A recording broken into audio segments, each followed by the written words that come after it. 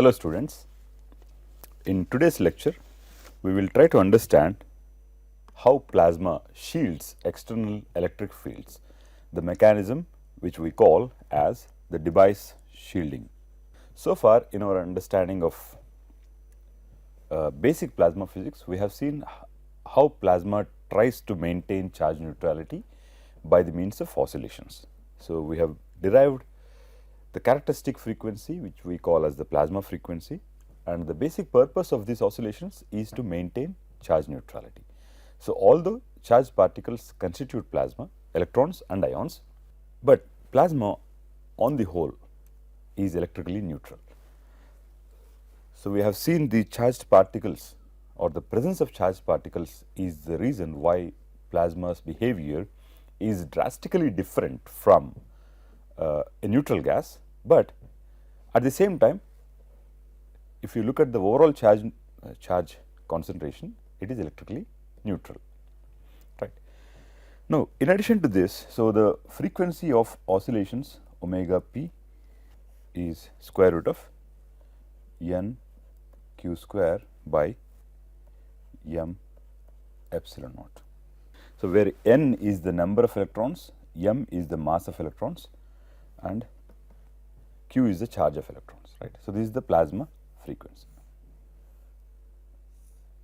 right. So, this is the plasma frequency we call as the plasma frequency. The purpose of this frequency is to maintain charge neutrality. So, of course, the plasma frequency depends on the concentration of charges, it also depends on the constituents or the mass of these constituents, right. Now, in extension we try to discuss the Debye shielding, which is a more important concept and also helps us in getting the plasma criteria. What are plasma criteria? Just relations which will make sure that it is not an ideal gas, it is actually a plasma. So, plasma, based on plasma frequency, we have one plasma criteria which is omega p tau n must be greater than 1. Omega p is the plasma frequency which quantifies the oscillations, and tau is the mean free time between the collisions, then it should be, this product should be 1, right. Now, Debye shielding establishes the nature of plasma, which is the collective behavior of plasma.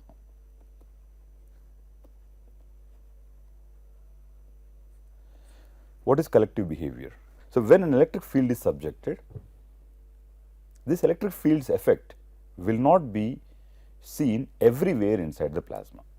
So, plasma will realign itself such that this external electric field is shielded. So, for most of the plasma, this electric field will be invisible. So, this is the basic idea where plasma behaves collectively as a single entity and shields out the effects of electric field, right. So, we can also discuss how far this electric field will be seen, how far the effect of this electric field can be felt inside this charged plasma. So, that is the basic discussion that we are going to have when we discuss the Debye shielding. So, the basic idea is the macroscopic charge neutrality of the plasma is preserved by the means of plasma oscillations.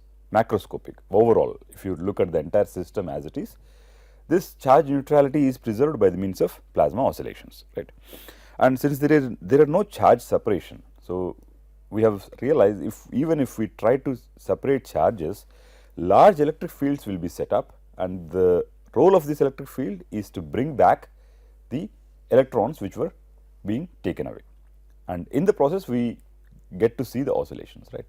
So, as a result, what we can conclude is that it is not possible to separate the charges in the plasma. Let us say we take out the electrons and move it away, it is not possible. So, when the plasma is subjected to an electric field, its free charges redistribute such that the major part of the plasma is shielded from the external electric field, right. So, what are we talking about? It will redistribute, the charged particles will redistribute so as to nullify the effect of external electric field, right. Now, let us consider a plasma which is having number of electrons equal to the number of ions. That means macroscopically it is electrically neutral. Total positive charge is equal to the total negative charge. Now, for instance, what we do is, let us say we take this plasma, this chamber, or this is the plasma system, and in this there are all electrons and ions which are inside. Now, what we do is, let us say we take a test charge and keep it inside. What is the charge? Plus q. The polarity is positive and the q is the magnitude of the charge. Now, obviously, when you keep it, you can expect some polarization, all the negative charges getting attracted to it, right. Now, here it is more important for us to consider this situation where mass of electron is much less than mass of ion, and at a given thermal state or at a given temperature, it is natural for us to expect that the velocity of electron will be much larger than the velocity of ion.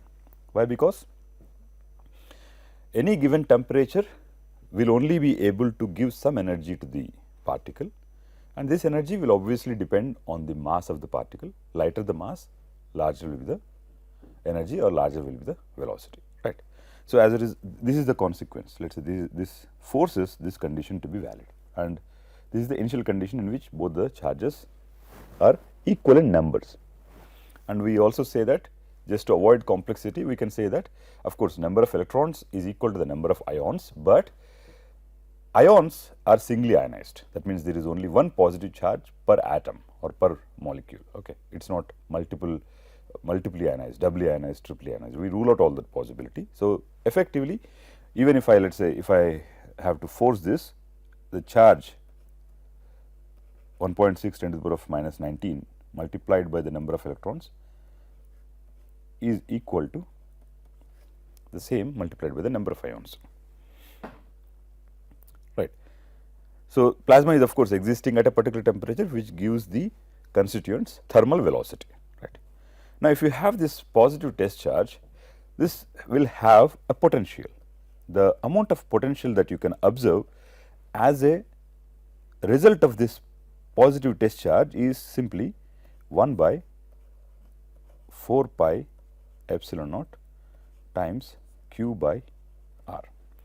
Q is the magnitude of charge and r is the distance away from the charge, right. Now, the Coulombic attraction will start attracting electrons towards it. This is something that is inevitable.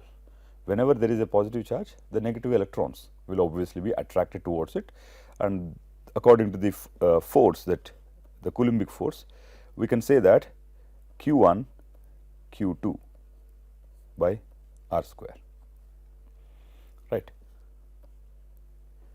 So, the force of attraction will start pulling the electrons towards it, but electron, as it has a large velocity V e, due to its thermal velocity, will try to neutralize the positive charge, but it will always overshoot the position of the positive charge, because electron, by the virtue of its light mass, it has a high velocity. That means, due to its inertia, it may not be able to just go and stick to the positive charge and just neutralize it. So, it will always, in the process of going and colliding with the positive charge, it will always overshoot the position, and as a result, it will not, the positive charge will not be completely compensated within a matter of time. Okay.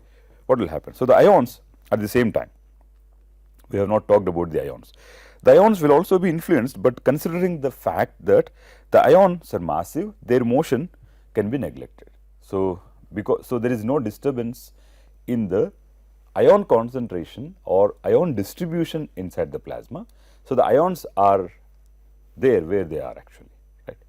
So, they are there. So, they are constituting a constant positive background in the plasma, but whereas the negative charges are disturbed or are influenced by the presence of this positive charge, and they are trying to move towards the positive charge. What is the purpose that they are moving? They are trying to move so that they can compensate the positive charge and result in net neutrality. So, over the period of time, after some time, what will happen is, so we have this system in which we have an enclosure in which plasma is confined, and inside we have kept a test charge which is positive polarity. So, as the electrons, most of the electrons which come under the influence of this positive test charge, they will constitute a cloud of electrons around the positive charge. So, this is just, so we have all these electrons which have, so in a 3-dimensional picture what you are trying to see is we have a lot of electrons just surrounding the positive test charge. Fine. Now, what is the purpose of this, all the negative charge? It is just to compensate the positive charge that you have kept inside the system. So, in the vicinity of the positive charges, the negative charge cloud is present, isn't it? All the negative charge cloud is present in the vicinity of the positive charge. So, after sufficient amount of time elapses, it may so happen that you are only able to see this negative charge, negative cloud of electrons surrounding, completely surrounding the positive charge. So, at this point of time, it is probably ideal for us to expect that the remaining parts of the plasma, or outside this cloud of electrons, we cannot see the presence of the positive charge. Fine. So, that means that this, let us say at this point, we see the plasma cannot sense the presence of this external electric field, the electric field that you have actually implanted, right. So, this is what is called as the shielding. So, plasma's behavior, plasma's collective behavior makes sure that any external electric field which tries to disrupt the charge neutrality or which tries to polarize the plasma, because plasma is a charged medium, right, it has negative and positive charges. So, obviously, when you say polarization, this external charge or the electric field for that matter is just trying to separate all the electrons and ions. So, any such influence is shielded by the collective behavior of plasma. This process or this mechanism is referred to as Debye shielding, right. Now, what is important for us to understand is, of course, this is the Debye shielding, but the discussion is not complete just by defining what is Debye shielding or just by saying this is a mechanism in which is active in plasma, but rather we should see how the potential that is created by the positive test charge does not protrude beyond this electron cloud. That means, one thing very clear, the potential can only be seen as long as you are there inside the charged electron cloud, and it suddenly vanishes because it is assumed that, because we know it for a fact that for regions outside this electron cloud there is no potential, right. So, we have to get this form of potential phi which is valid or which can be non-zero within this electron cloud, and immediately when you cross this electron cloud it is 0. So, we have to find the mathematical or analytical form of this potential, right. So, this potential is called as the Debye potential, and the length up to which you can sense the presence of external electric field is called as the Debye length. So, Debye length, within Debye length only you can see the effect, outside Debye length you cannot see, right.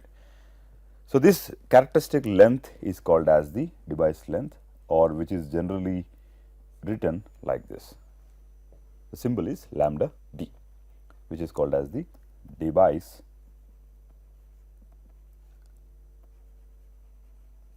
length, and this is the Debye potential. Now, in our discussion we are going to derive mathematical expressions for both Debye length as well as potential. At the same time, we will also try to understand what is the physics behind each mathematical step, right. Okay. So, we can start. So, our assumptions so far are that number of electrons is equal to number of ions velocity of electron is much larger than the velocity of ion, the mass of electron is much smaller than the mass of ion. We have these three things in place macroscopically, right. Now, let us consider the situation within the vicinity of this positive charge or within the vicinity of the electron cloud. So, one thing very clear is that within this vicinity, the number of electrons is much larger than the number of ions, isn't it? So, we assume a homogeneous distribution of electrons and ions before the before we put the positive test charge, then we can say that since there are a lot of electrons which are concentrated around the positive charge, it is obvious that all the negative charges are in this sphere, and within that, within the vicinity, the number of electrons is greater than the number of ions, which means that Ne minus Ni is 0. You say this is nothing but charge separation. This condition refers to charge separation. How is charge separation going to play a role? If you want to account for the charge density, let us say the amount of charge that is available per unit volume, then charge density has to be Ne minus Ni, we have a number, then number of electrons per unit volume minus number of ions per unit volume. That means, if there are more electrons, we take Ne minus Ni. So, effectively we have more electrons, and you multiply with the charge, then you get the charge density. What is this? This is the charge per unit volume. This is the charge density, right? And this is, what is this? This is the difference of charge carriers or charges per unit volume multiplied by charge. You see, difference is just a number, right? So, we have the left hand side which is equal in dimension with the right hand side, right. Now, if you are able to create a situation in which all the ions are surrounding a huge negative charge, so that ions being very heavy still able to constitute this cloud, then if you are accounting for the total charge in that sphere, you will have to place Ni minus Ne, because number of ions will be larger in comparison to the number of electrons. Perfect, right. So, that means that this is, so earlier when all of this was not there, when you did not place the positive test charge, macroscopically the first statement that we made is that macroscopically the total number of electrons is equal to the total number of ions. So, when you talk about quasi neutrality, it may so happen that if you go to a very microscopic places, maybe you will have some difference of charges, but on the whole it is electrically neutral. So, there is no concept of charge separation. So, that is the basic idea, right. So, we have now deviated away from the basic charge separation idea. Now, charge separation is actually established, right. Now, we will write the charge density here. So, at least now it is not equal to 0, right. So, charge density rho is equal to Q times Ne minus Ni. Let us say we call this equation as equation number 1. Equation number 1 is the direct consequence of all the assumptions that you have made, or all this small experiment that you have done within the plasma by keeping a positive test charge, right. Now, since there is a non-zero charge density, it is natural for us to expect that there will be a creation of electric field, isn't it? Why this electric field was not there earlier? In the beginning itself, we made a statement. There is no charge separation inside the plasma, and there is no formation of electric fields, right. Electric fields will be resulted only when you displace. Electric field will be compensated by the movement of electrons, resulting in oscillations. Same story again and again, right. But the message is very simple and very clear. So, because of the non-zero charge density the electric field will result. So, we can write an expression for the electric field, which is del dot E is rho by epsilon naught, right. Due to a non-zero charge density rho, the amount of electric field that will be generated is E, right. Del dot E is equals to rho by epsilon naught. Now, what is electric field? Electric field is the negative potential gradient, right. So, E is equals to minus del phi, okay. Electric field is the negative potential gradient. This is basic, this is you have a potential difference. The electric field gradient of the potential will be pointing towards the higher potential from the lower potential. The idea is the electric field will exactly be in the opposite direction from the higher to the lower. That is why we have a negative symbol here, right. So, we can combine these two expressions, del dot E is equals to rho by epsilon naught and E is equals to minus del phi. We can write, what am I doing? I am just trying to put E is equals to minus del phi into this equation, into the divergence equation. Then we can write del square phi is minus rho by epsilon naught, right. Del square phi is minus rho by epsilon naught. Since we know rho, the charge density equal to Q times NE minus NI divided by epsilon naught. So, there is a minus here, right. So, let us say we are talking about electrons, the charge of electron Q, we can take it to be minus E. So, we will write del square phi is E times NE minus NI divided by epsilon naught. Okay. Now, what is this phi? So, phi is the original potential and electron experiences this potential, right. So, because of the charge separation, there is a potential that is created. Of course, electron will try to nullify this potential, because that is the basic idea. When it is nullified, there is the charge neutrality is retained or is maintained. Okay. Now, we will try to derive the device length and device potential from this expression in the next lecture.